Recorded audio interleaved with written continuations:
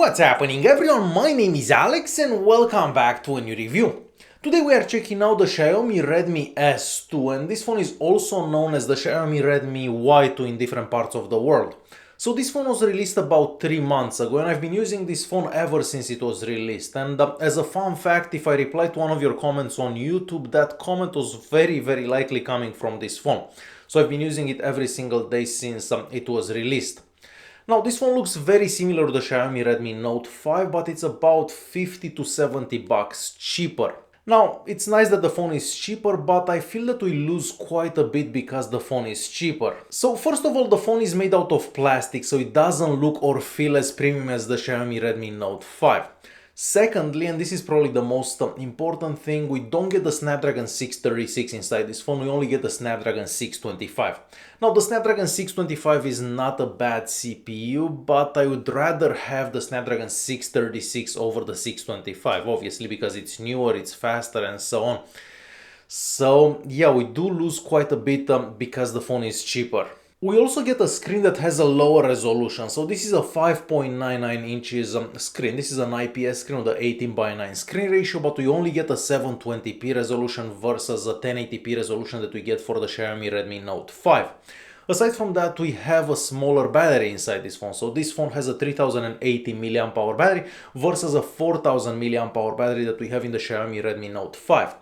Now, since we have that Snapdragon 625 that's very power efficient and a screen that has a lower resolution, you're still gonna be able to make it through about 2 days on one charge, and out of that between 8 and 10 hours of screen time. So the battery life is good even with a smaller battery, but yeah, we do lose quite a bit for that $50 that we have in price difference. But it's not all bad. With this phone we gain a somewhat better front-facing camera. So with this phone we get a 16 megapixel front-facing camera versus a 5 megapixel front-facing camera that we get with the Xiaomi Redmi Note 5.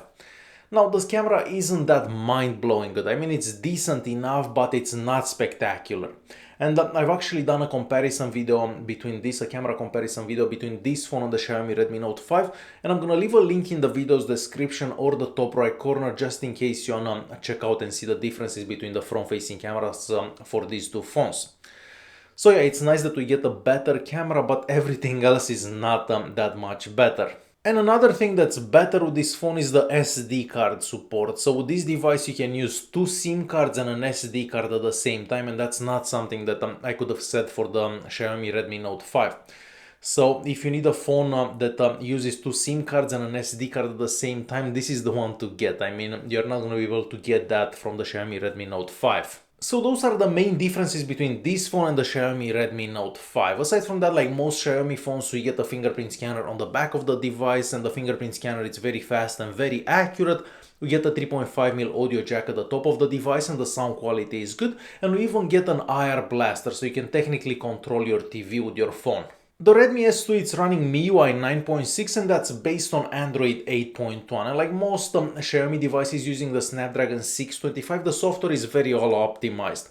So if you're looking at this phone, if you're looking at the Xiaomi Redmi 6 Pro, the Redmi 5 Plus, or even the Redmi Note 4X, they all kind of work the same because they have the exact same CPU. So it's gonna take a couple of seconds to open apps, but once an app is open, scrolling up and down does work very well. Gaming on this phone it's also possible, but of course that Snapdragon 625 is not the most powerful CPU out there, so you may see some skipped frames here and there and some lag depending on what games you're playing. But yeah, the phone does do pretty good for a phone around $150 and for that Snapdragon 625. The GPS unit inside it works just as well as it does for most Xiaomi devices, but that's quite normal. And the phone is packed with sensors even though it's a cheaper device. So you even have a gyroscope inside it, so you could technically use this as a VR headset. But with a 720p screen, I don't think you wanna do that. Aside from that, the rear cameras were once again very similar to the cameras found on the Xiaomi Redmi Note 5. And as I said before, I've done a camera comparison video between these two phones, so I highly recommend that you check that video because I've included some sample videos as well and so on. So check out that video if you want to see how good the cameras on the back of this phone are. So I don't want to make this video any longer because it's difficult to recommend this phone when you can get the Redmi Note 5 for about $50 more and you get so much more with that device.